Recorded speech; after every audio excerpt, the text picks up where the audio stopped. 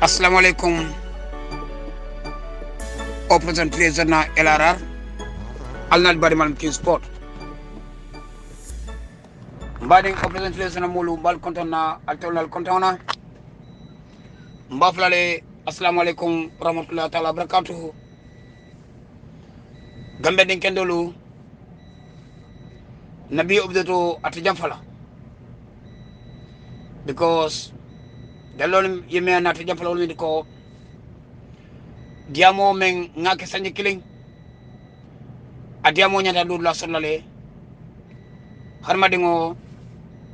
ne o hormo di mola amansong yatila na amansong yatila la amansong hormanta ya tandala diamo be bana jiroto gamenolu adama disappoint même di ex-president Adam Barrow bi wala keda gambele rebel lidati anala mokurun kafolu yela dinkuriyal ke bi yamira ka be diale lale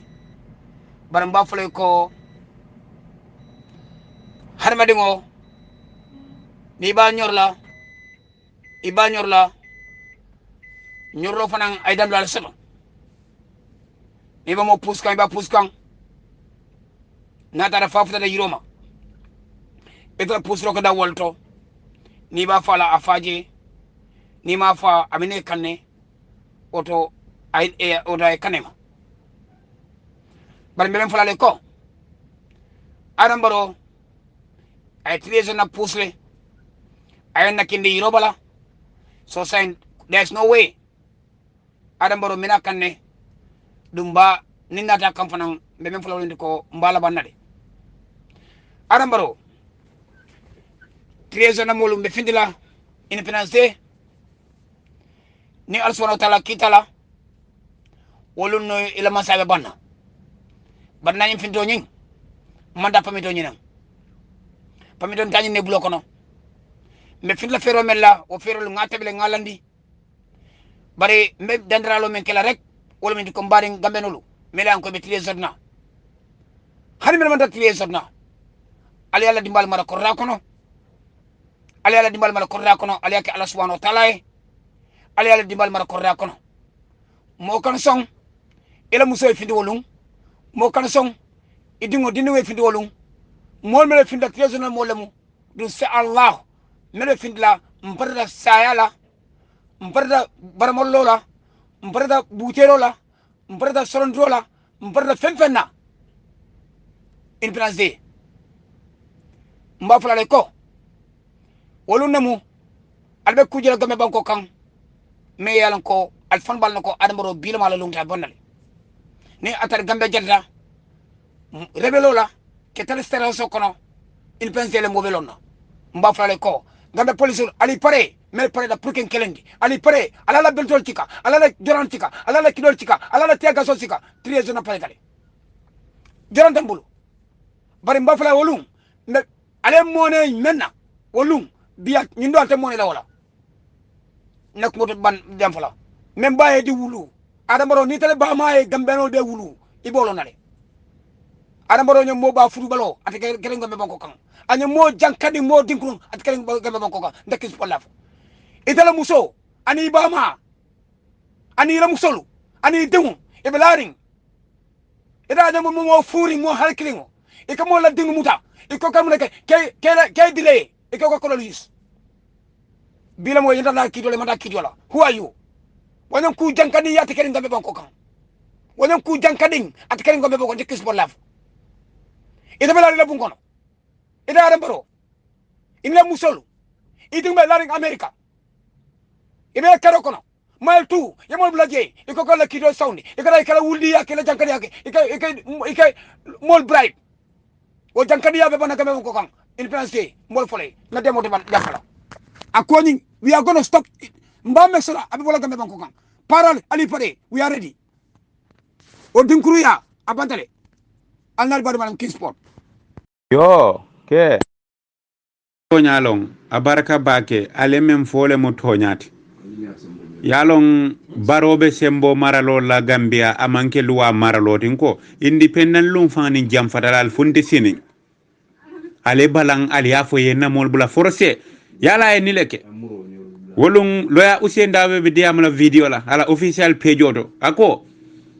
birim baro yakumba jayte bondi aya jibe anala siyoto kay koy manya bondi la loi ma sembodi la ka bondi baro ya jabe mule la kay ko ntele ya tombo mba bondi la yimo men tombo mule kray to bondi la Ousainou kay hani abuka konya akam fada ke bata da si soko na ko aye kali nchafa sida akadi muso ko ni baro ni le yakumba nin kito na yakumba boyndi nin kito la mbe murula university mbita luwa karan oda keba ay men karaman ko yama a jele ko ata boyndi no la dulado tafas bar molle ka suksi ka fa sembobe le akke bar bi wo malo men ba kambi jumale o la ka nay la moy wolu wota sodla so sembo maro la bole ke kanil wale kayo bondi ba atele ya tombo sai mulo kera luwa ko amanya bondi la membi je wolo mole fundi ale baro mole fundi siloka melbe mail tuteng dimba tiole mo loya yanko badabo wolu mombe UK amam fo fenna international lawyer aya bele soto ala la noto dubabdu banko diata kata woto dawda diata sitaje tubawdu ay kito kije ay tela London amam fo tafasila barabe lorin Gambia no le fe pour Gambia ya fansoto Gambia ke ko bankol be nyame ye fansoto nyame bi wobe laari mile tu hakilo bakan ko demonstration o me ye yanko ba muta ko so ma fulan nyang na de nyanda fulay le nun kasay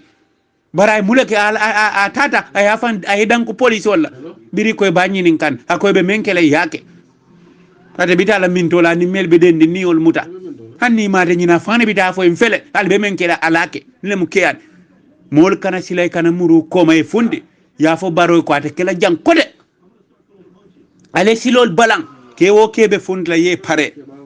nte kam manni kan fo kewo kebe fundla ali pare pamidite tala bay wasila do nale pamitol ta itel ka fo le mbita boyle ka tuma do nimman pamitol ta ite boyle al kana pamiti nyinin kal fundi because wasila do al taral ni sida kayra kaja fo kal fundi mbal tankala mbal mako ila inara na fero da day boyta al kan so mol al fundi ali aytandi la ko ate kela jang kote nim banko ka wala mu kuma kesoti membe Sénégal barka fo ko alinga luwa bunya luwa te luwa manili muta luwa ka luwa bunya ne luwa tonye bari man luwa tonye sembobe la kete ka ibe mule bunya la ko moli nyanta menkela wala munindi ko al fundi hana jare da sinin fang independent lungo jam fatale moli tare chocho mel funda moli e lead ye balang ya fata kela banko kanjang continuously ako kana bula fo janning independent lolu ni mole fundi mo kana muru koma nile mu ko kesode leberin kunta ya banna na banko kan molte batala ka demokrasi na di banko kan musu kilim de wenasi abe tulun na banko bela basen kolu Karim Touré hayna man sabulu ala dimbali be siri aba nyinin kam banko bele amanke basedi haji sawane Abdou Ndiaye kitabu Yankuba Dabo Fanta Mbalo Matar Cissé wolu Sirfo Sonko wolu Kamara Ba membo dan kantora fadodo ibe hayna siri mansabul imamuta dalila ka mol bole jibe la ka foko ali nga luwa bunya e fon ninki wol muta ye bali ili la dimbal la nyoje wala yela nyanto taybulu itade sini la kile mole luwa silo taybe sembola kanje mol bede bulala mulela mole fundi me kewo kebe fundi la ye pare ke woli ke parele ye pare e akilo tar ko be ka bay ka wala ke ni al nene kala al fundi mbal tankala etele na boya telka e tourner kido malal ka no the peaceful demonstration mo bi dawla atel ka kido tal ka al kara mul fal ka dakele dulal ni si kudute o police kudute balol o para kudute balol ni be kudute lanu janni bi te do na ECOWAS mintero le banjul wol be do na Gambia lumme etele nyande tambilol nyaato ye jambe bay Gambia bari ko ni be muleke e be don ka wole fodol ke la banko do inyanda menkela e moke mol nada kewla imam malu ibe don ka wala siloka bi maje ko lumengal fon ala banko mol fele wala bela man salati lin kan silola pour atel bela nafa biko min be menkele ka ni man boro da diata Gambia be tele folo nafa ndel be tubabu du janne il faut de nyawnya siman boru na lulu sanyol ike del jomena nekilim sa banta ni mol buga bala fe silo kam fan ila karijo ka tarre julo abe tarre julo kundo mol bal ma koy kawo be balka al kana kilometer banko mol kam mba folele silang na diate al tala man saka ndel belo la lembe na banko tala forcé kono mol kana baro man la fi musul hala molo membu ka kan kanta amanke mo tilinu da man la fi mo kendola mo membu ka mo la sinillo amanke mo kendete ate lafta mena dron akala fi be la fi walla wodu ndekila ni gambe kudodo mol bam par mo be fundi ngala man se adam le mu kewo ye ku mo fon le mu kumo din kala fi be moyla al fundi al ya fa be men kela ke banna mol ibe bulala la forcé nafiki albe kerim banko opposition dende coalition de ay kanyo si banko musukilim ding abe tuluna banko bela ika foko luale sembo dial ala ko misili moy kankanda ni mol sida mena aliafo e kane tabo anodo ni aba no rete lanna moti Nelson Mandela ko lanno follow muleti wala moy kankti wala mu lanno follow ni o banodo jonyante la wal itela nde lesodo be mem fola actiono eta dia mo kanyanda mole actiono ta sila yo badin forumo molu nga gambia dum be dani bi mobe kokuto abula ni be gambia kono isi fere ke dukare yake ale imari yake la banko e ila banko la sinu la kayro la sabato wo fon kabulo dalilol noma kuma kawnin al halul to o mo afaye alabatoleti amman si nyininka amang politique parti nyininka nyimmu gambia dum bela nyantoleti ka bori kula ka jamfa kula mi yalon ko sinin asina masi bonati adun bi ning atara gambia dum be mirala ka silan alala yela kabro jube ka silan fitnola ka bori fitnola ka bori bankola masi bonala kole akoma wala mu nyimmolu be nyintri yeso min fasa kan ibe do ko milna ibe do ko la gambia bele wala mu nyaton ko yala la hido timmandi pour ibaje la hakkilol ye keno kilindi sondo mole nyomuta banko sitarano kayro kono ngin wulta wala kan woto ibe kelo minna ntamin kadiyamu itemin kallamoy ibenteli bella kelola woto gambe dum be sifundi musukafke dindin keba aliyake aliyakal diwni nin almamariwe anin alla banko e jihadole munyinti nyim afay albatoleti katalo nyin abdou ndiaye nyolu yankuba dabo nyolu awka karim touré nyolu anin nyasi ko nyin kitim jaaju nyolu anin momoni atrako bibe bulto bulomi yalonko tonya be damin itatalo gambiale pour alasin dema e nyimmolu bula oto mbe gambia dum be dani lola mo bulo mutata nyawnya ma fa moyta kelela barkata kalo nyimmole ke fasa imari si fasa façon ne pour yebula ya sayla dimbal kan kerala nga gambia dum be dani wala albani na munyenti jalan bakari fati ningo botaje mbena audio natila na mo mi yalon ko mbadi wonemu emel fati ngamiratele audio nyin nati bari audio nga bedani nanyin audio kola mbakila nan nsinna wato ta nga lamoy fo ay bang tonya ning atara nga nyin audio lamoy hakilo la fo abanta gambia dunu muna nyanta kala bi na devaroti muna nyanta kala gambia dunu la nyantoti bi pour baroyelo ay gambia dunu jube ay tonya silo no masata ay lahidi burko kantinya lahidi tinya alon ko tonya amam beteya jumal lelbe baro londi lola mandin kolu ko bulomi ye jato siti wala kafirin momo yankuba dabala nyin diamo lamoy fa abanta mabe lamoy fa abanta bar nga folo dulala lamoy ngalon ko tonya be damin meta ka gambe dunu yamar minna nyimbe wala fokanten logiquement abe nyine fokanten kumi yalon ko kabirin o deba nyine muntala hakkilo nin na mira ko nin la finna koti nin ayatra nga soto gambe dunu la mbadi wono abe kumala baki wala mu tumomin baro yala nyin kalawon falin commencer a jiko falin ay lahidu burko dati ka tama ka fo ka yitandi molla o tembolem gambe dium be nyanta mobiliser la a politicien nyaton kolu men yalon ko ina mantar miracle amo kummalu men yalon ko ikadiamu politiko silolla o tembolom yenyin demarso ke nyamin kaya jemme bondi banko kan ka tambinin Macky Sall la ferel la karola londo la karola diplomatico la karola bi yatara nun kare worow la karsay komanto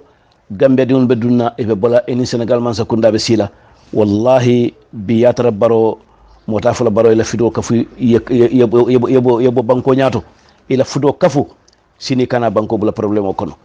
katun hani bi Sénégalais di wotin ka damuta Macky Sall la fo momo bi itele do yata Sénégalais la miro kono politiko la karola duniya tamandi nyala karola ni ta yalon adama baro ka ko min tama abe jamfa min tama kan aba tabi kan wallahi naman Gambia kari ati Sénégal karla ni Sénégal yo lon fa be ko tema wallahi bi yatra Macky Sall le be kala mo foloti min be tonya yitandila adama barola bari bade wono meta ka min faale dron yiro bu kasele ni jambola Gambia mu bankolati mbeya lonne Sénégal ma fansum bankolati mbeya lonne bari duniya kuku yaje silole bala a misalo felenti bi alaman tankala Sénégal nin kuku le lata Sénégal ya naman ke kairoti nin duniya ye kawdi ñone lefta pour que Sénégal bondi o kono walla Sénégal man sa kundale bo tama kan duniya tin nanala e sembota ñawña han tubabol kono itina nala yo ko makato bayjang fannawo fannala a politiko la karola lem wala ma adiyamo na masala nin kanyo so hakilo la itinala directement Sénégal jang bari be munekele be CEDEAO la jela min mo Afrika la kantiyolti ni yoli je ya ko kacha ya tabi fa mota manam ibina mollel jela men yalon ko ibe Gambia wala be Mauritanie wala be Mali yalon ko Sénégal ni ñillel be nanering ni bina makati bayo kala koku la jang ibe tambila nim banko la min manke Sénégal ti o kala sina dunna jang kama kazalika Gambia ni Sénégal bolo nyama surtout bi nana kam ñim fo molié nka bankol jele min kan nané Afrika comme Sénégal ni Mauritanie Mali ni Guinée be ñoy ñamin bar Gambia ni Sénégal la nané kete la nané ñakete ñamin asifa man siya duniya kono woto abe kumala bi Gambia di umbe few fenna makati bayla iniye siwci kande Gambia territoire kono ko mbeñe silo min tama kan mbe fere ni lan nyalle nyinina e nyantolo la Sénégal le ini Sénégal ke kilinti o koto to nyanene te keno la faniya mete nyawnya wallahi abina lonna ko nyimu faniyalati jenko mete nyawnya akana lonne ko nyimu jenkolati be ya lonne ko adama baro molna sanji sabalef monati na adama baro be jikila be tamala ba fan sembentu yala abe plan ning système on lala pour nyin kamala wo sanji sabola hido burka fo sa felen be dunta sanji nano kono badin Gambia dun munyo sabu woto nani audio kola mbesi ñu audio ñi lamoy be min kila nan alu jey ngalu tentu ala baraka. Assalamu alaikum badin kayraba kafo molu badin forumo molu badi wono Gambia di wono alinga fere kennu ñing Adama Baro malon fo molu ka taman seminje Adama Baro la tamponto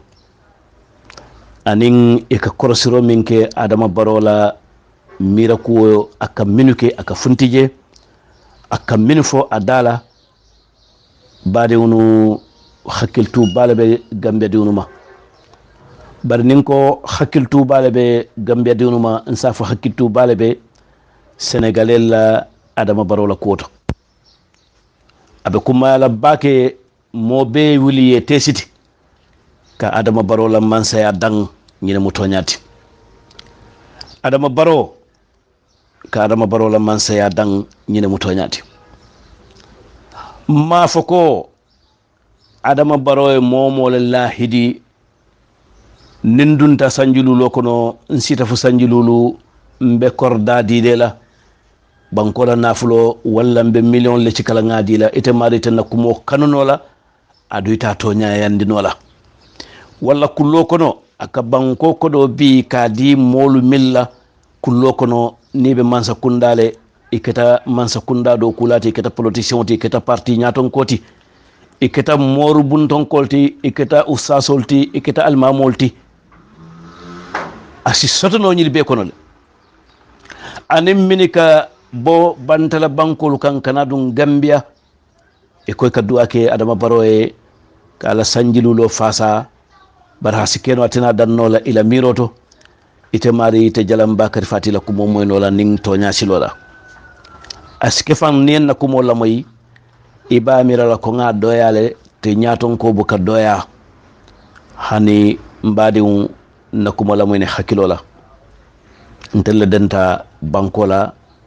ndentan na siolula banko mi yalon ta talano la bari alinga lotonya kan badin gambian kulu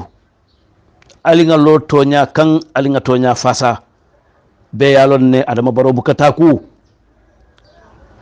akuo bala fa warta gambia e bi yaya jemela mararo sanji mo anin fula mankutolu min yalan ko a bebe yaya jemmela mira ko nala mararo kono fir'auna la'natullahi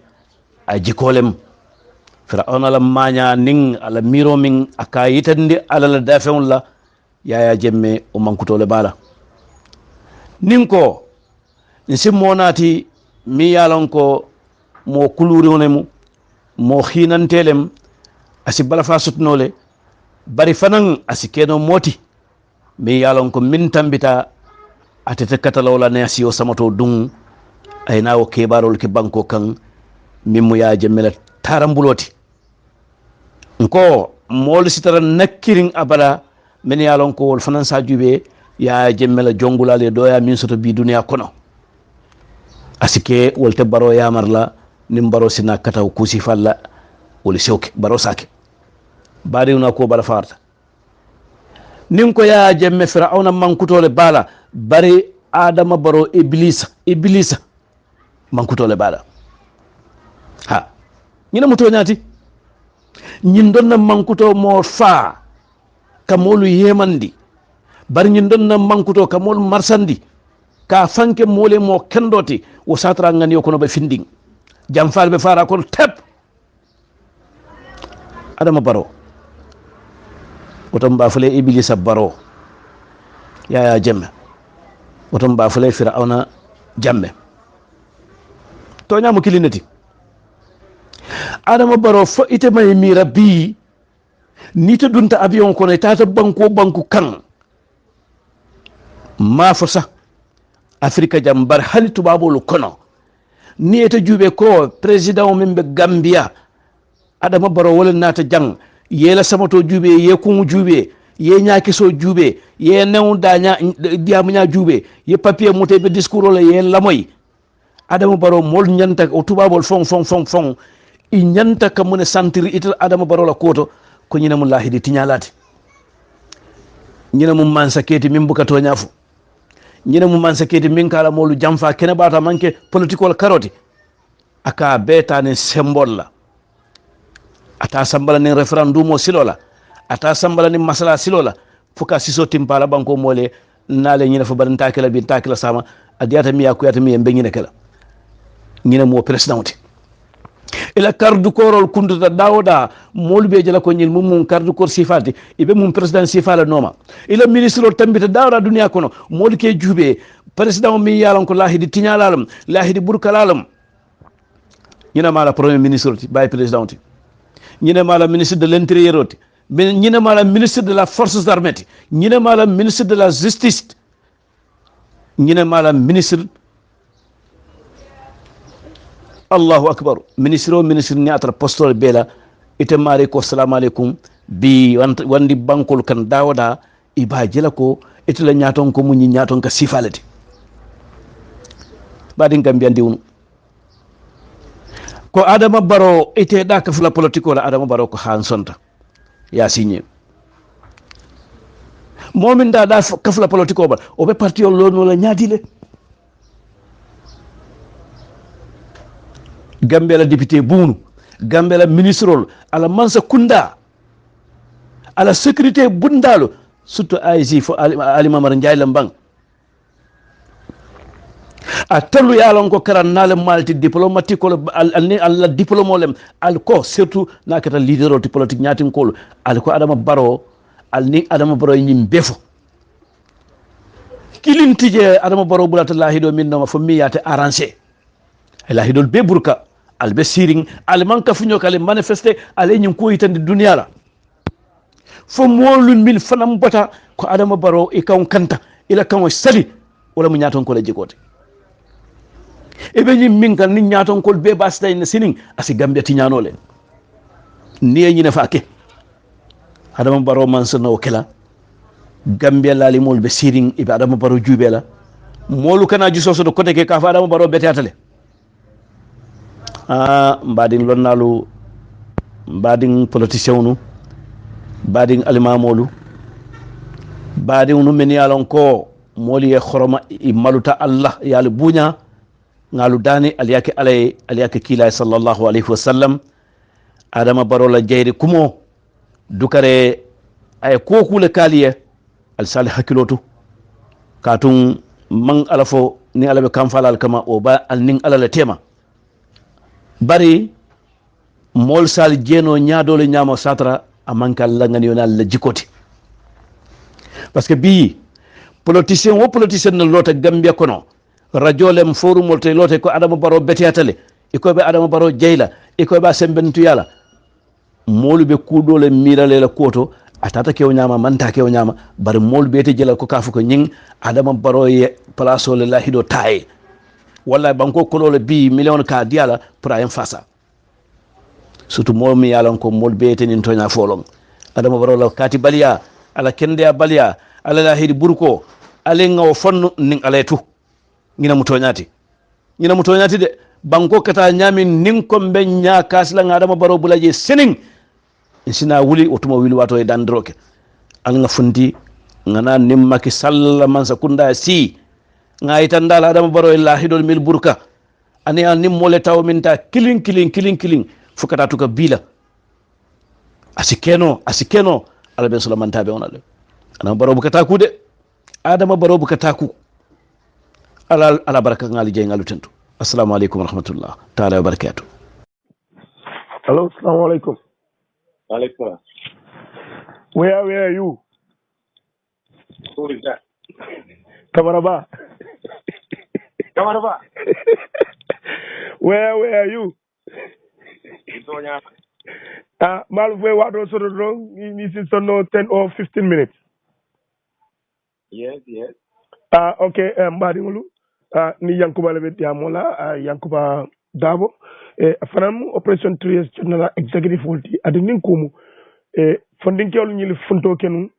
Kabri be fundira jani finti. Abeni sarto ilu atata. Ame o yamar la liti o kono atelamu e loyati. O kedele abanda. Bari o kola natana kuma kaul moy mi alon ko mobe ya mo fam ko ebe Yankuba Dabo la wala nyindi ko kabri be Gambia nyininna kabri wadum na loyal be fintile ka balang Adama Barrow bulu jang e ko loyal mulbe Angleterre afi Yankuba Dabo be wol dolati wodo kamara bako kabe nyinin kala where you Kadu Honorable Fatimata Jawara or Honorable Fatimata Jawara, I would never call her Honorable anymore. I found a runaway National Assembly member. I found address wala. So they will take their stand. Where were you then? Kamaraba. Mamoy Yeminfo. Ha. So Bariko ako where were we? Ha. Namira Gambian rule without that. Many alon ko political normal kanu. Wol be alon nen tolbe nun daming. Wol fanam be alon nen nalo lamunum ko to nyalo. Bari akamim poteng hani what December election ni. Ndele nga kataku keno nga mumekel kabiri impaso be kenim fanan mol benum ye sobita nun ko NIL ka Adam Barola mobile phone ke la moy jele non nata mun ke nata satellite phone zante kundingole wo sang. Oh my God. Light phone fulante kundingole wo sang ngadi siaka jatal la. So you were there then? Ngadi to siaka jatal la to siaka jatal wo fenan President Barrow. Honorable Dabo loyal committee adu mol nyanda kallela kuma kawnale adu yekka fole nyaton kaya gambe be nga nyalela ni mu kuma lati mu yallon ko anene man finti ko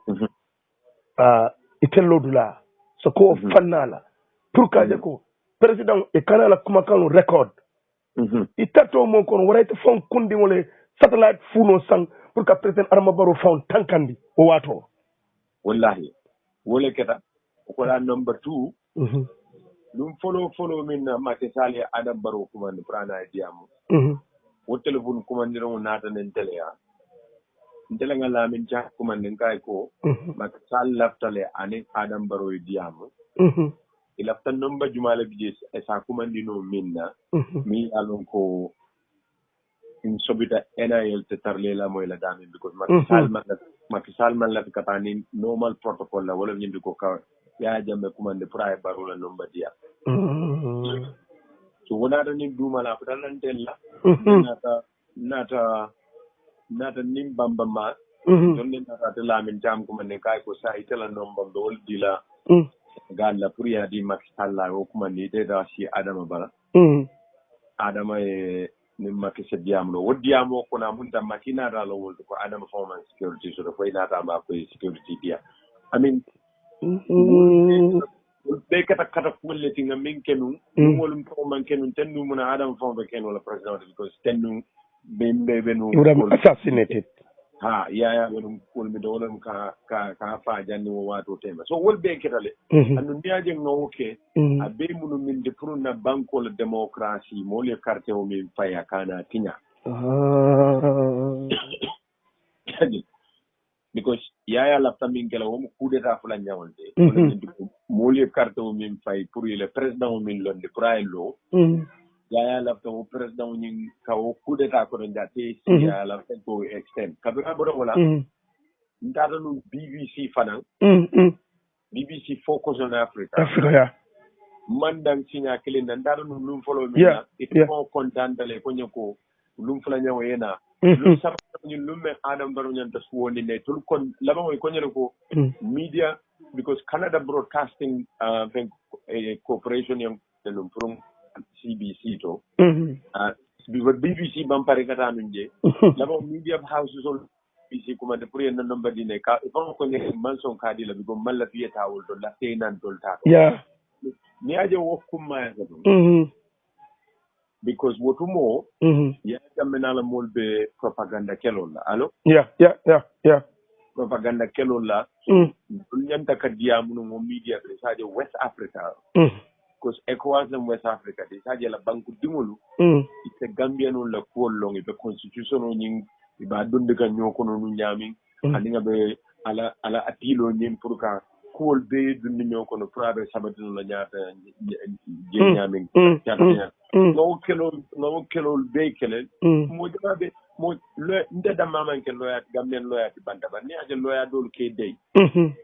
maybe tol comfortable tale tol yaajele ko tol be la do ko le ko do min soda kanyanda ye da bondi gamben ko to barinte la do ko mu hadama dum la nyanta kelo ta nyanta ke ko okay it mean human right loyalty ndemo human right loyalty because I've been confused la e comme yenyi mbeta Adama Barrow ka cover ka tanka ka kanandi e ka sabatindi ya kalindi ni adun imanke president bari ya foko Macky Sall wala tani Adama demu ay anatani tella karola ite be fo Angleterre so ite na kofo kati fero ke fo Adama ni wadiamu bi abe agola abe kunta langol landon la mo lo mini alon ko ilatanda mo molu kabri be nyindirole ko yankuba de adamu ate jimko la a permanent da jabe number be sota ndu wala na yalo natar no womol ma womo sifa so tabe ko leala pour yeta moya because wo wato ning imalla fana jamme yalo ko nyine be keren duma so fayse mo so de laminde be diamala mi so semen fodron wala janni mobe diamla mola kola woto yar fan yanda research lale inyanta mari london yalo wala nek yalo allo tulobe yalo man ning kon ko iko panjayi la jalinta yalo so tol bi kam panjayi bar nin kumo sitan sa senendi ay kamin fo wewe yu wala nan ko min tol ngo sim falle tambaka adu kabirin wolu nene mamurun koma kabirin because ga baro jele kabirin baro na dan dolle nga afata fatita murun da ko danje apu be yim tan kunda na ta be gambenol de mala nyam yajel so that for the ngaje abuta trouble coming for greed hadumo dunta president barona la molla fuol ko do hadumo tata fa da wato mena foytol fo kamol fo je min fo e mako yol je ko wol mi tawde honorable lafta menna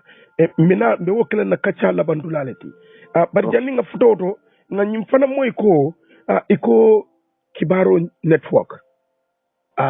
janni nga dun e be Fatuma Jawara ñol sorona yedi be Ousseynou ñol so yalla struggle le sorota struggle le keda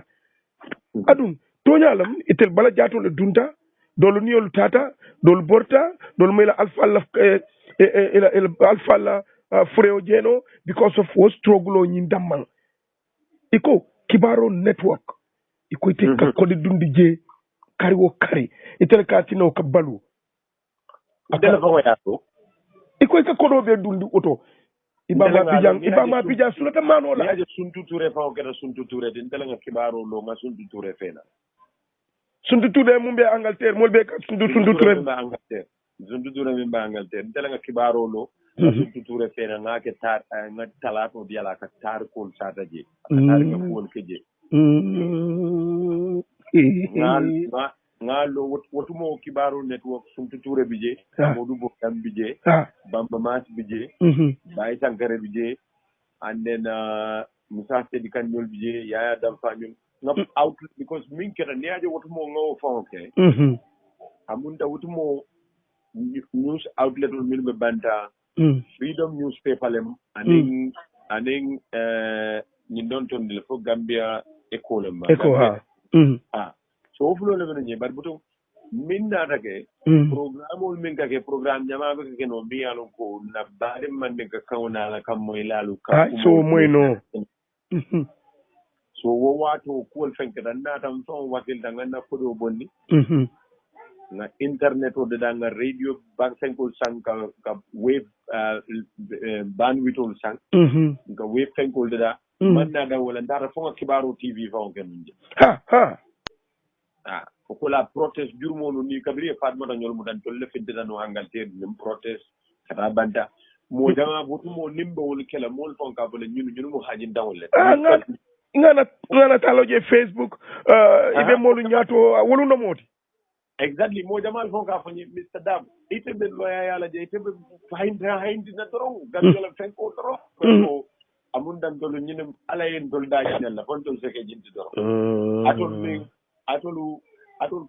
ko jeno la mentar tani silo la le comfortable kasi ali de afen dol bu ko ke dol fonte mamma nga wuri nga diamo nga make sure nga ko kele fiber so wo mun tol yo me bata wala al meta wala le diamo radio to programme on ketam dol fon kelo dol fon man ken dala kele ten kaddu wol kono le kam dol la kelo fa because kabiri panderi ni fatu kamara dum dañola fatu kamara batandi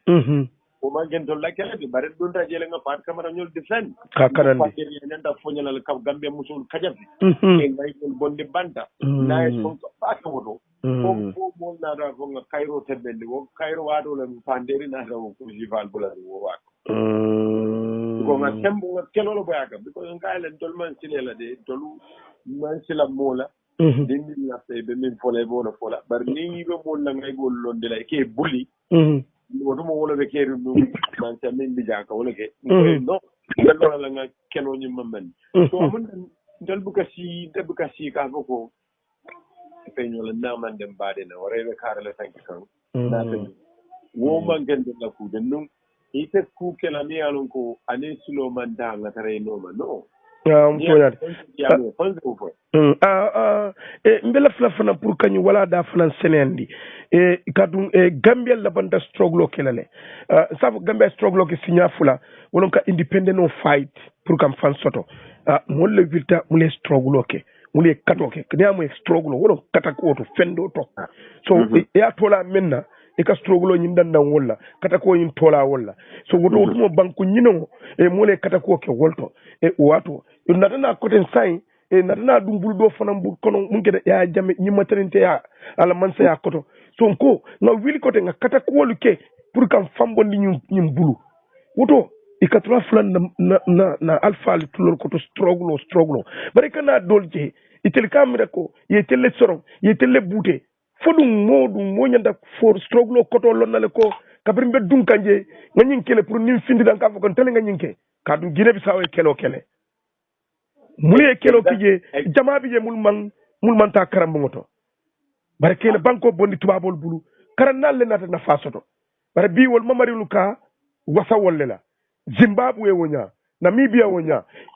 South Africa wonya South Africa Nelson Mandela sanyi mwani worowula afintita anene buka fanje ko fang ya soronne ka to mune ya dundi wolo nyindiko kanam mol bondi ite si gamben kol karandi nyaade pour sidda kanyin ka kiko ite tijenu wala tonya min fa okata iye min fo lam to naati struggle flan nyaw nyim fa o taginte ya bambang ko nyinga amonde wo mo jama balle dundaji bela kata kol manke kilindi barke non ko nyaada ko holiye le kedano yalo ni ko holiye ha be atiga mol symbole bu ka kanye je bari ka tango nyum pusi wala keda so dolu tata prison ne dolu mingol minu tata prison wol be titre tolu mam mol financi minu fata je imam mol si min yalo ila jurta je imam mol si min yalo ko inata imkan so hanin bi bari bi ko struggle ne aje struggle kallo kumale kan ni struggle ko ne tuka katara struggle ko dan ko doron ngatara je dan ko doron karel ko yat nan dun daje dan ko doron ñun ku karel yat nan dun be katara struggle kam furu alkatara fenne kele kan alla hamu min de minyanta sabat la ni wo man sabati itala struggle be kabang ni nga sabati sa fana ka be jenkele ka kelo la wulindi ya tilin ay tilin wala mu struggle be ko ni wonden ila ta prisoner be na fatal because wala ñindi ko ita kabiri taata so inata dore la dimanche dore ko amunde man tra struggle ñin kam fuku tilinde wala ko struggle kan de purite ben na faso ite ko wala mu wote but ni struggle ko gambia taginte yala be non jang man démocratie soto démocratie ñi ñanta bannale unda mo démocratie taginte yala ñanta bannale ha cili moy lo banko kan mol la ñantol ye buña e horma mansa ni cita ni o ñaton ko ni cita te kala ko mansa e be kala ñaton ko ti ni la mol ye kilim o ye la mo wo kilim na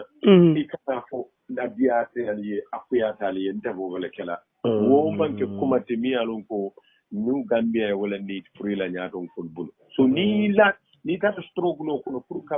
good leadership and democracy ñaaton kabbeto fena gambia kuto kon wote dara kelo ñanta kala wolte fo janni te be bannalu men ni be banne ya yibe min tulo dingol buru wala ñinde ko na ñaaton ko lu nge tolle nge ke ñaaton ko ngana so nge jenke silo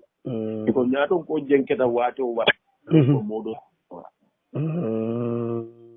ye ñaaton ko moy dawda ni wo jenke da dorom wala ka to to ninko ñaaton ko jeggata e kaare mo tay salo wo kaare ni ko ñaton ko jenkata ko do sunya salon ka ko do min sunya wonyanda modo le bondu wolle bula dara fa wona fa wo molu do wolbe tora la wala na ñaton ko la tilimo betea so ka ñaton ko tilinde mo farlol de mobe manyanda fala ngabula jel dorom atele nyanda fantelinde la hanide do go ba mol faran kan ne ka because ni ta da foye be jaado ite fa bu kalon molu minu be ko may be batamin ko ne imaje ni aki sota ne dino la pol noma sina o matun kata wala ketala because ka taman ne kalon wala molu minu be ta te ko minu be mo ka fo ay to tara na dimo ko be dinno wala dinno be kumbola ara tara muso de dimbalo ndai kare la kelson ko janing aning jio takai ko nyindino ko buna kumba kay konko le ben akai ko akai barnga mere be tabiro la kay ani man dara tabiro la kan yin kel dere saja tejiki ko domoro le baye jay saja sino Allahu akbar akai ko nyindu mune o saba kay Omar na nyaadon ko akai bar tay ni Omar mambo kalama do akai munana ken na nyaadon ko na man pare kana ngamira wotumo Omar Borta ta do moro nyiri dan kana fenam pour kana fenam so ni ndewo ka jele ko te ke no la nyaaton ko ti e ko man na mo la fen ko bari e ko because man na mo la fen ko wala nyindi ko mo be ko ndan hani nyaaya jele amamme constitution wala na ko ya labda na le nyini kala wala so al staff la ko Omar la wo Kenya e dunia tata tamata fafuta man sakundal to comme bi gambe man sakunda bi siri constitution on na sembo di president na pour kata tamon wala kata ke la moy kata de soron din dulala yo mul kanna fe ka tonya fay fe ka tonya fay ati nyanta sain kana ta mol kan woto president wol ka wala tamon ke mid di farmers to mid di people so bari ka je wol ka ke tulungu baleti anin ka molu neng anin ke jay anin ka fay ko albe marale sangi tanilul allah hajul bilari wala fa yaje kamara ba wala fa yaati na gambe no nyata wulla ngalo do nyaato to min be mbula ma pare sobea yaje because ko kuolu men man bete an do ko kuwo ku man bete an kel ga ko e bandon kuno ata ka wala mo nan ko wala mo ko be tanoti because molko lafta sanji sabay ke saje president kana me ba non min jawol me ta fatam be afani at do kel me tal yalo mo polo woni bengo secondly ko molu min yalo ko banko na fulo sunya e banko fete ate fon commissioner min lande wol kay ko wol molu nyanta kajabila ko hale wol manyana kajabila ko wol badare do tel yalo so amurunta ko ning president ta ta dum folo lasi akabrada da million tan anin say wala dombota wala tinyata la tonyen ko non ko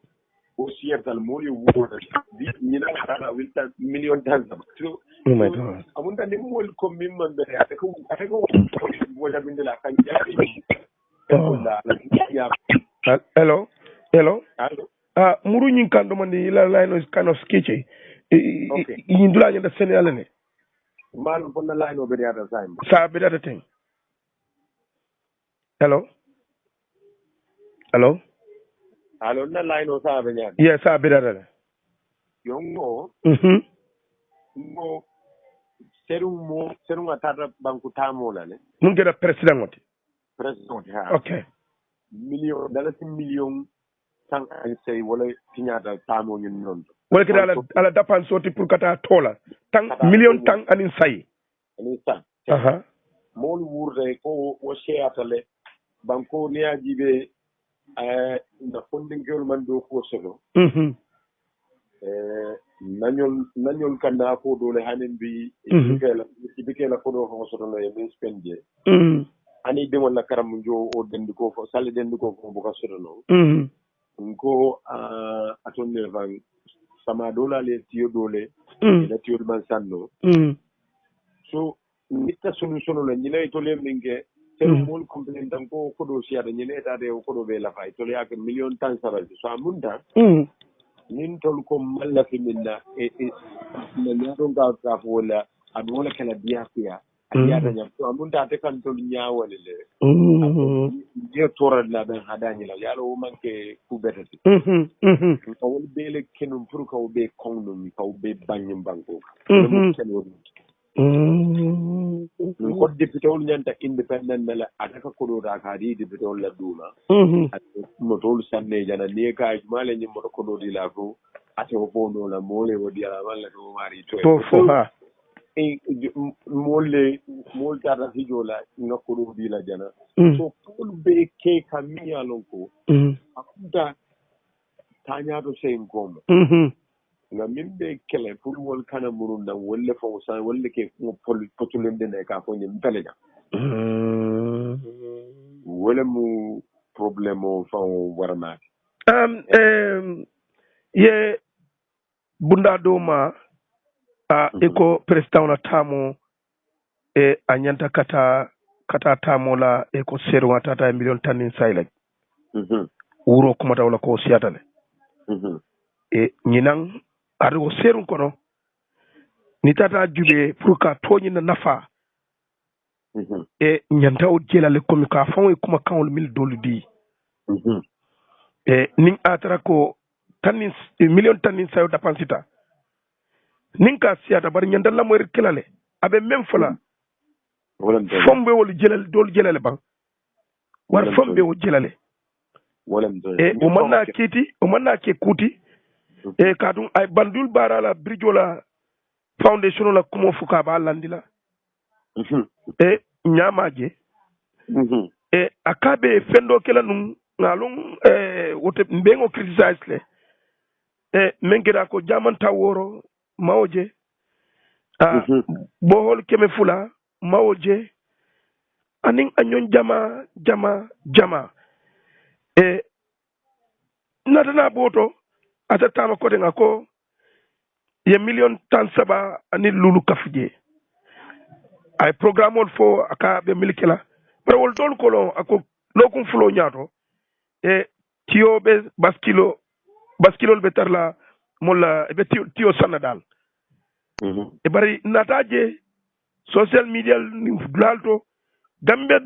kolbe hawjaring e ke la tiyolu landi la suol ni fal saretol kan e ka wafi Sénégal kol may ka bori Sénégal kata ma kunda be siring ani ko ya warta kadu ni atar ko million tan sabani lulo o yusta anyama e abe mo jama la tiyo sanna wallahi wo fo damma tiyo bande yalo sabarba Gambia nolu min na ñaaton ko ma ya bala faso do ñem fo ñala bala faso dam ko wen because ñaaton ko la tanin na comme sedna Omar la fengo ngadin pour ay tale may mon la problème o lo amman jara pra fam sati min na tan benni ne kelaten benni ne because ko ke ku kilina kama because bi kala fi mol la wo sida ko li wollon waran weke headline yaɗo ni tata moli ay koye kon donna boholo jang bohol kole ɓenna mam bohol sot jiko kambarande yaɗo nen kibar talal ɗo koɗa ɓa koɗal kaari ñol labbanko to président e metti ko bohol kole ɓeela je min tata gana won ko tan lattiyele man sak ban ni tol tata buka moli e min fo kawo koñin dibindi duumay tol lafta min fala waytara santude min mbiyate kawla foye mbe banjul dem bara bridge yalo ni o fo mo do mo be mirala o be jam bari nyami bo bridge la ko do mo la nyami do mo be ni mo le bitala dan ñomi ko problème o min fol that Bible coming for a promise is a comfort to a fool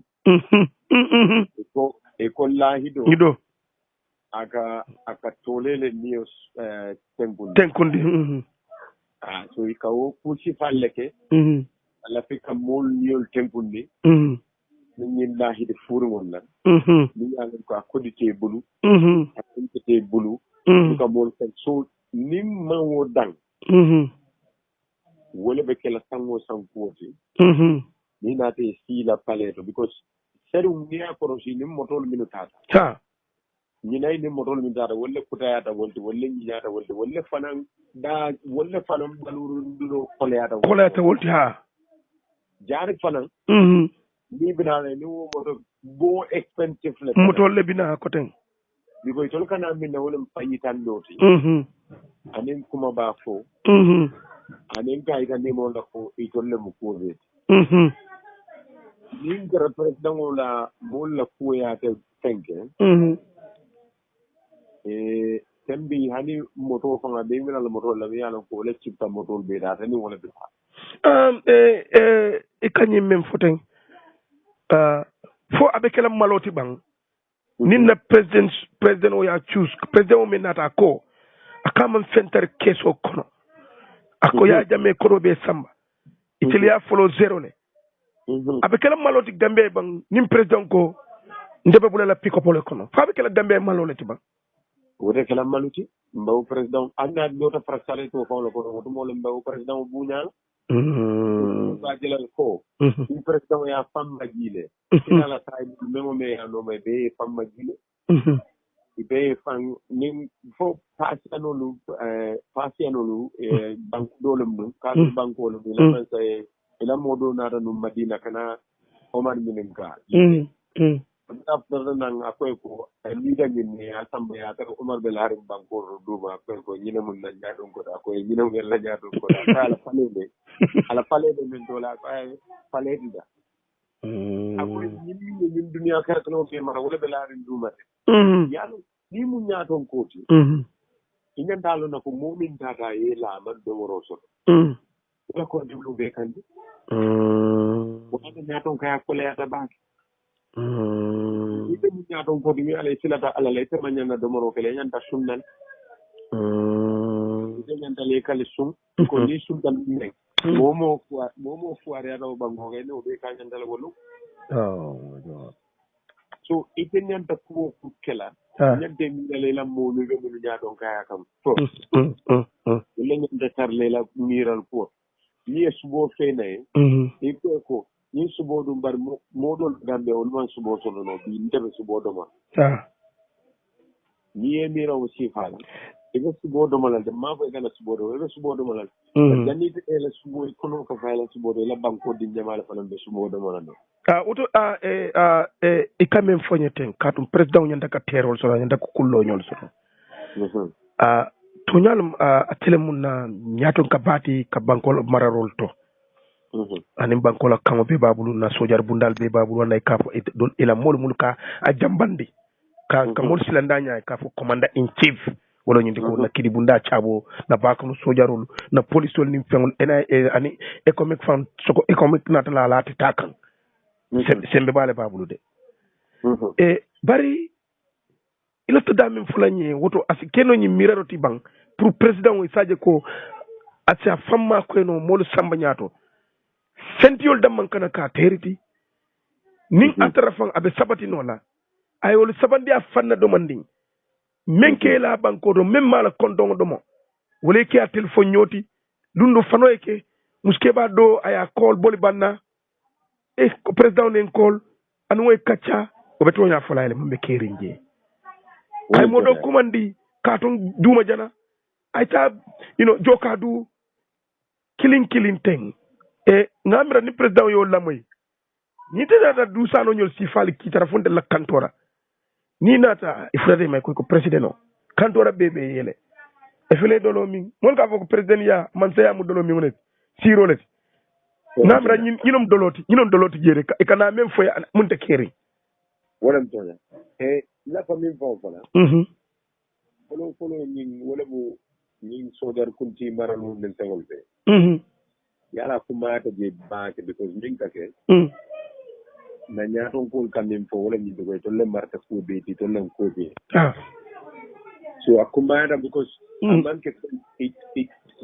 abiku le watchman ni la chabu amarate la bungo la natal tambu te ko ital tambu ite tambu ate tante ni banko la constitution de loi bu bañu ala number 2 fulan noni follow ako Gambia is a sovereign country Gambia independent is a republic of its own fulan nyawa men fa ko Gambia la sovereignty ala sembo and ala sembo be reside in its people ala sembo mala mol le tat amanke mu da president man sembe soto nimba fahamul sembe soto president mu wasimano le ti molle sembo dele kay ko la pe na sodero kuntiya min bankuye ma kelo la lafta ite oda min didro ye woli we fenka mun kan ko wasimano en lafta ye nani buwo ye nyindi rek mabula minna ha okay no la nay wodi sodero le okay no la comme ni wajmano ke ya ite be suwo be bungo kono coordinateur million yalla miti bari ye badi ngol soto iko wajmano lumena ko e kay ko mo bi mansula mo jela asike bari muso na wote dunna de ata dunna wala tona to molu tolu molu men banku tingol tin tolle bu sembo ben tolle ya sojarol ka do ko ken tolle man da do ko la president e barin tolle mu police te do ko ke kan tolle navy sol be do ko ke kan tolle yalo fonda mol so faham itaje na mol yalo ko president mu nyaaton ko donne ti amanke katel tam nimbe mimma woke wala nan ka silan na nyaaton ko lan do silan nin ka sila ñaaton ko la wo kay kandiña nin ko ñaaton ko etel tan sembo de police o da ko aka kerte le katel tamiti so min jiyata te police o bol tamanda halite police o mun soderul mantal do ko la president ni be do ko la president kabri ya jamme tade ni ya jamme ay na bebi tala ñola le Guys, assalamu alaikum MPP forum kay ngal belo konton Gambia for all kay fa akata famandi muti bara man kan nyinoti kay be audio la moy kan su tonen tilo groupe le be siare nya soto manke kay ngal be konton tilo bulola be nyinen karo kala fal be kayroto be kayro la malta la ma so kayro la fakilani say bul hormor kanna banko so suturonin tanko la sima ya bala ni jata kende ani harje frone la banyina na banko kan fo banko band la biren katon fo koyna tamlali ala mali al sawo kali kali nyimana kayro kono kayti kol sono ya kantol fanan tarjan kayro kono ni jata kende sawante frole ke tanka jahanna bala ke jilla ke arjannati ke jati ke muhammad rasul kay ka sa to la sa barko bande kayro kono rasul hormona barko kam ngay mbadi mbadi be luwolo kande e nyam mole nati bi fana kata mo mori balde Gambia be mo morol di sayin anen dafa mo morol mor balen taldi Gambia be mori Gambia karan nalde banna eni be karan kanjang foy kata jod menti man tafasi bono e fanka fo luwolo malo ni ko ya mo la banko julo be le ma jonu morol bulu kono ndingo be katila moro bulu kono ndingo katida ayanta trailer moriya ke no janna bulu kono ndingo be katila bar bulu kono ndingo katiren ko la kon dam mori balde dul be mo morol di moti jammenta morode Gambia be mori ka nga groupe be kondo alamo alen be so haju jarol rasul hormona barko kam morol fanan kela moriya mendi bulu kono meni mantra diamu kan nda jikita wala la moriya la dina men ba fam foga modul be nyim banku kanja fo banko e band lawol mo woli yolleti woli ya tarndile sirfu ya tarndi ya susu faye bondi lata wolle la bari men kalo salifanat lo ka mo mori balde odon dol fana be mo morolde ala male na morial barako kero kila horomon. Assalamu alaikum. Let's talk about politics. Mbal be kontonal tona kontonla. Adama Kamara Adama Cissé sorry Cissé mandi mori inimbara le fenk demba konta mun ka foko julo fango manke fenti ali ate fango julo namo julo bala insa recall America Bill Clinton anung mun lotanu fenk president wala in America wosan wala muna tunna e o drop dallo muna because abuka julo jo namo abuka ojo kabri ya kiskis ko ya je ko abuka namo jo nyina tunna aman lono ya dismiss because namo jo mu kubaleti banko kan surtout nto la banko la dépenso mun namo leti banko mu ya lonko korda mu ya lonko à la dépense monte pour banko e balu famu e o na sindi sa o mun ho man la fi o ko ray balu woto nang atre usenu dabo la tanyim banko marala ana man pare kana mo jo a wato la wala min yinti ko amum molati mu ya lonko mum man pare nyim banko eta because nyim banko bukatano na mo koma lo ya dabo long ana la tanyim banko pure ate mara mole ela kawana le sambo karfama no bukana mo jo a wato la fo wato mu ya lonko nate pareta pour kalo because alone ko nung amajo wato eba ate lola eta ay buri kata kana mojo because waju warane ne nyum fole mente fong man la no ko la wotumo josli kabri abotanang UDP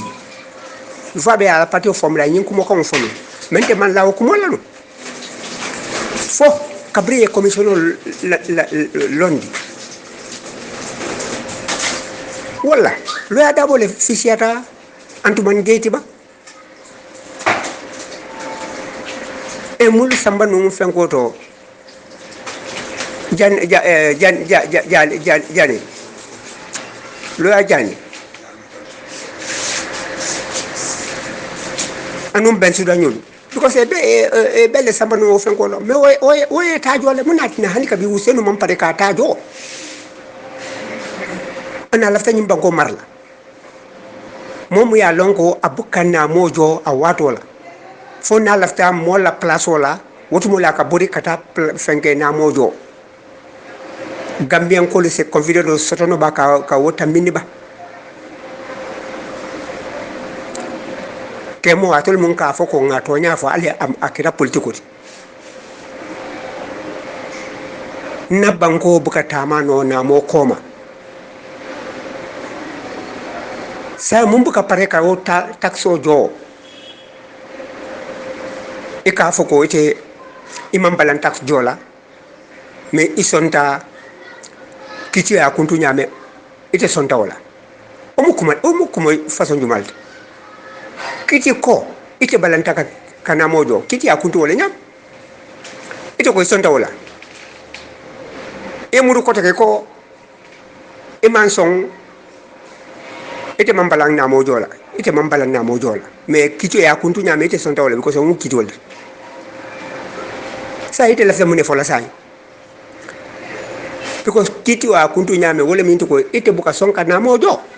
nite sonta wala sai mune ibe mune balana sai albarka ba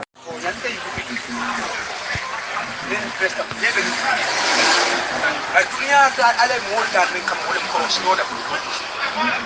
على مول دار كروسودا UDP number 1 dem follow foy dem jaran ko fon ko kaja ko sai ko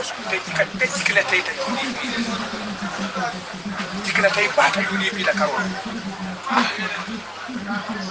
amanta felferendin tin ka ko mol melni moy kefo ngalo ko luma ni man kay ro ngani ni bakko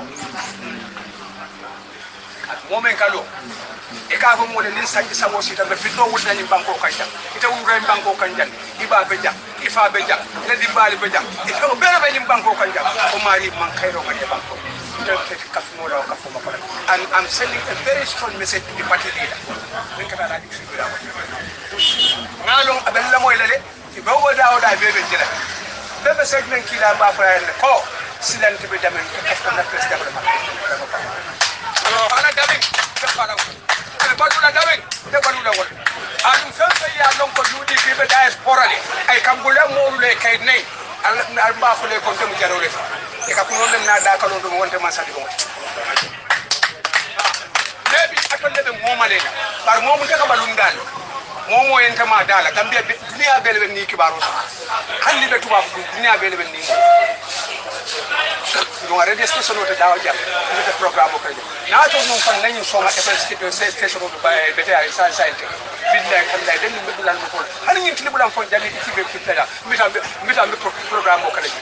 bari mbal dal na ko kulina na en fo ko al kana num ala fintindi dunia be ya moy salon parti leader ani mol men bebe UDP birin yara jam fo kombo fo gambe dawda e salon ko bi del bravo fay men na president la kam kande adu kadunte mbe e campagne la wato men president baro intelot president baro nambulo di namola UDP ya tombo na e banko ko election ya tombo na e banko fasi ta man sa asiran na miti serum ñon tumo na be miti famas ko baraka serum ñon tumo na be miti famas ko biya mo ta fambu sande baraka sai ko to the government this message is very clear UDP from the party leader down ibesa lon ko kanni mu ne kata mo kanan kuma ndi kanka jali jalo muti jalo buka ka opposition oti jali hani yeri jaro ne tumbo ja kuna kana fala nyini ji an sakon ne jima yan fa ngona tan dikrete baba ka Usen na ko Usen buka diam ko abuka nyi daba abuka diam ko alfanya diam abuka diam ko alfanya diam belu man nambe sirin kombo ngamoy ako abenyin 3 years o koma nkijo en farla fo yelo suka nguma ta ko woto ñin laftan tol murum da kasole ko ngamenda ji aya jabe jama bunjawo ni selo ni kan to kidi ni wala nde dunna kono bi nde dunna kono sa nde ba nga opposition nde president baro ba nda bura jambita banju mbata rek ina mun nakumo ñin kumandu karal sake annala kile media ko alna ñin kumandu karal la jande duniya be fo kan moy duniya be nje ñin ki sa to be tiñan nan nabi ani ñin kafo ya mbay ha baraka assalamu alaikum badi mo forum mon talon jaymane ala masona ala kila na ala saibol barakoto gambia nawte wato do bija kulu kakao kuya ate gambe banko kan bari ni aje mandinka ke balka info ile tarko tusuru iko ni aje mahaji mansanya because iko manse ka kono lo fanta dum iko manse kyo iko symbol babulu mu yalon ka bedan kene maring hanifa ne ajaje ke so mantra kono wala tna mandinka ke bar ko silata mansa ko wala because molat mu yalon ka symbol bedan kene maring hanifa ne ajaje ke so ta kono dum mansa molti mu yalon ka kono le fanuta wala tna e toujours mandinka ke bar kan samana tare ko iko londitio warang nafultio warang makamatio iko ni lafte fantinyal do inya jawtilim mansala iko ni lafte fantinyala lafte la dunia kasarala iko inya tilim mansala inya jawma mun denka ke balka mum volonto nyati de makamole be teburu iko itebe mansale kele nyote waran londole be teburu itebe mansale kele ibole kele nyote waran nafulole be buru itebe mansale kele ibole kele nyote iko ni mansa anyati lila anya jawo ayati lila ita kaburu kale kabrin duniya fulakira ita alaka tinya kabrin duniya fulakira ni manke kafu tarke kuti de ni mun kulti mu yalon ka be sabadring abe to nyaring ni non to nyaade walatna e tusurun kayin fo gambian kole ngo ni nata na sidin jayla wala dala en banko kan honorable sidin jay ni banko kan bara fasar balle duata drong a fasar balle duata president barolo ten banko ka wato bona kafa ko akanyeta en banko ka wato mona 2016 Sidin Jai was communication minister bari Sidin Jai lota ko ha ako yaje adam barote kallila jam o mun dala fo rolti bar mun ya ke luwati don kene bato mun man ke tarakete o modo le nata farasina mun ya ke luwati ka kafu UDP man banko kanja bar kuma buka fo la koto kuma buka wala nante toujours ta kay fo UDP ka dindin kurbal ngo ali alfa lo la mun to wara allo ali mun ka annabe moto bawo nte banante nte yalo ko ale annabe moya aya da soro Muhammad Mustafa illa so feofen kam mo bulo mutawara iko annabe mole kana Muhammad Mustafa ko lante ko ite filtale duite mo filum to kabirin duniya falakira duite mo to mo yalon koy man dina ku faham walatna e toujours kayen fo gambian ko le soko toujours ate UDP kadinde ngo allo 1 meter onyin allo meter kilo nyin lo adabo ko mum basin ko to ko fo allo meter kilo mu yalon ko nalo ta kelo kono ke ab mol bukaje fo ne sira olonde ay do siran ko mole naje ndaka nyine fo UDP ko le toujours ngo lo adabo nyin député lo mum bata yaaje mela man sakunda kabre yaaje mela man sakunda bode ala suku sinato nyol e alaji keba jabe nyol anin keba labini jabe nyol ananyon koton kabre fotata UDP lo adabo e bismillah la hormonu bu nyakono bi niaja bi UDP ko be lo be sidin jale ko fla ha barako barote kale bar say mun yakke luwati dum latna alako ako muslimi akole atad ako bari ni be kere to nya folati ako ibe to nya bi la karafulo bele ba bi la bulu bay ba bi la mara akata lafto to nya sifal do to nya sifa ole be mutarate Allah taala bulu baraka to nya ta kara kiluna ni adam barola ko sita kawo fenke ka kafa ha ka nafikiya kan nyimban ko kanjang kyo munanya muslime nafikiya bula wadatna ala ya fako ako hani kafiro akasalle du ala mum forondo jata hani kafiro kasalle du bari ate ala kiruna na ko salo nyasi kanyadi mimunun ako nyadi wala madi muslim wala because nyadi ala nyim point of because alo ne ko muslim nafi ko be muslim lo kono le salla kafirol be muslim lo kono or buka son to nyala fala abada wolte to nyala fala abada fo jan dunya be banno barnta kanyene fo UDP ko le tusuru ko adama baro na nyanyim banko kam fo fen kawande ite ta kawandla ite bitala fo yedanku alama ite ta kawandla batonya abe lorun tonya la kande because UDP kata Usain Dabo ato meter kilo itile adam baro jamfaji banko barata Usain Dabo le afujande ndebuka kumo fo moko mad Usain Dabo fo ya afujan kene bato mum man ketarkete atele ko ako adam baro mum molti itele fe e camera annabi Musa ale mujinde banne Israel korka lo Dabo le nyim fo jang bari ni nata fano da wera ni samu nafikul be karaba nafiki yakan nda tusuru nda kayine fo gambia ngole ngo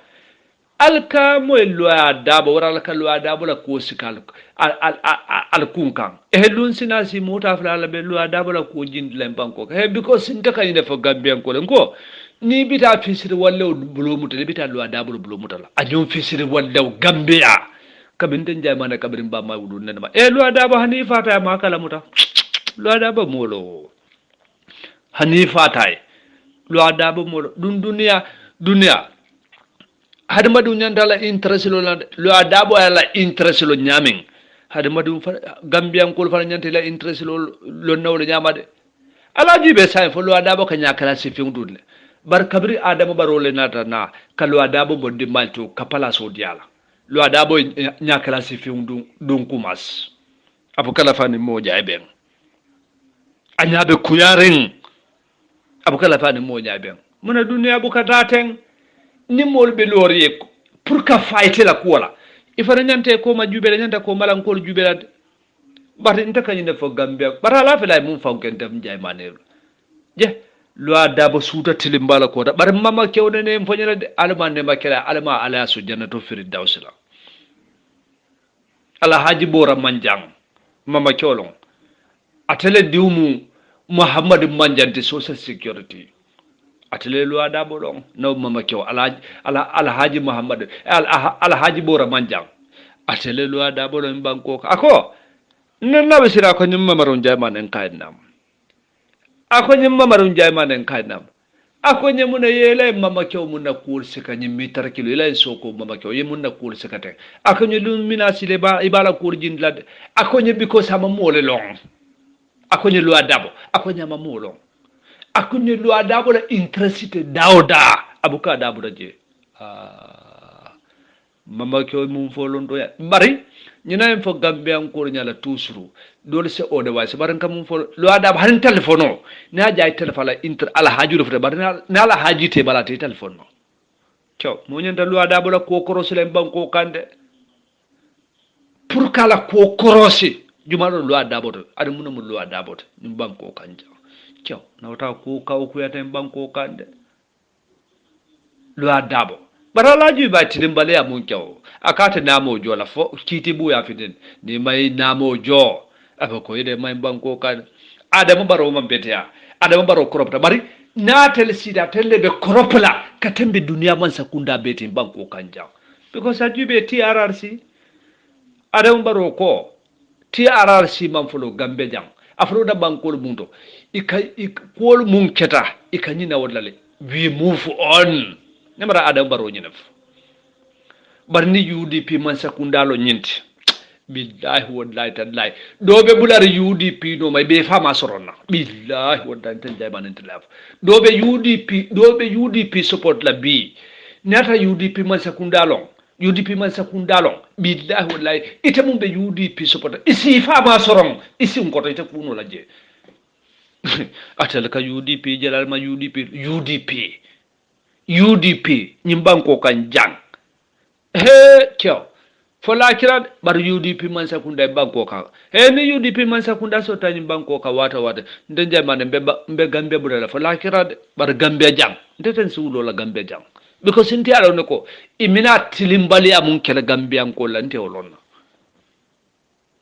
UDP barala jube sanji mu wanden fudo be karaba hani kolong enen ma simmo jang wala mi na man sakunda so den banko ka wala do ko na manke tantan ko sonin bumbayoti yaro UDP musol tak ko fo gambian ko to sungo dunia ko no gambia ko no jang a political party te gambe jang munna musole tika sitono katambe UDP musol itelle tika sitono nete ko ronde kamera mansake musol UDP musol aba ko elal may banko kanjar na la banka fo adama baro may banko kanja aba ko elal majan momu yalon ka hinata ay bala fa soto ake boala fewda ka gambian ko makoy aka gambian ko fa saka bara man ka man sati be ma adam baro man kutolo ni banko kanyan walatna yemo doje man saji na sanji vide kidin amaso ala nyan yo jubede bari adam baro ane man sa yakuma wul man sa yakuma tra programme ko banyaje ala ya jo man sa ala anyan yoro senata set akahina ay bala fasoto rana har madun se bala fasoto du se ke ise hina misidmol made bar soto be te budite ko ite bala fala ikoyte hina la inyo har madun ma la kira ite be jikiri munela because ala ya fala ko ni keta hinan tawti hina te bala fasoto ako la kira atafanan be hina letla do be bala fasoto lede tumando se kela kunna diata because ala le bala fasoto dafe on beti do ala le hina ta dafe on beti barala jubeto ase parti dida ase secretary general of UDP loya dabo atew UDP ko la mitar kilo itebe parti ko ne be nyaton kala je itebe parti ko ne lo nyaton koti député kata fawo na si banko kan lo dabo ma hana transfer bonde kade député la kafara la politiko balunde amala transfer fam finde de kade UDP council la kafara la député ala la politiko balunde naman ka adamu baronti mo ma ki duwa ka ko do musoro foreign minister mbiaro naka ko do musoro adam baro mu ko soto because foreign minister dunia dauda aka ko do musoro president bu ka soto because aten ala night ala wansila ka siya ala finti banko e banta wala ka siya dina ay tara banko kan balwa dabo in ko do be muta kabula ala jifo kono abena nyakuya mona mo se bulaw nyaton ka sifa no ba gambian kol ni mum me la hajo long ime fallo dulalo en banko kay mambula adam baro noma billahi wallahi talla ni ala nin kila tan e be nimi sa sotla kabe ala dunya da fe onon ta sotla en banko kan ni aje lo adabo la ko ontel yasaka na tala ko jinde ndele lo adabo lo ne nyalo ne ko mbur bablo because lo adabo mamolo na man ka kunti amalla fi mo nyato sot na man ka ta faunti amalla fi mo toy fo na man ka ta faunti atale man ke bande ulong bande o faylan kay ko fon dunia ko bar gambia jang ñin dunia jang gambia man sayete ko di walal because ndialo fode man ka banda boy mum fo mama kyaw adama ne makela alama ala sujinna to firdaus moto la ko profunu la wrong in this country na diata ala nin kila balu ada be fambata ndola modun se fayte ta kala mutala mo se halakiti ta kala mutala ala juba mun ken ta fora na kulli la man so futa la jay farang ama mo kije ala mo mantaje monam bem fanjara nyaadil hey dunia interesselete soko toujours politico idan na fabe da be bitawto man sa kendo mu yalan kabilura nyaay gambeje gambela tanya to na la yuruwa mo be bulal noma ali bulu ada bola koto ata kena man sa tim banko kana data ala nin kidai fambatan de kenzo on trong wotala baraka bakate badi mo forum mo mon talon jay man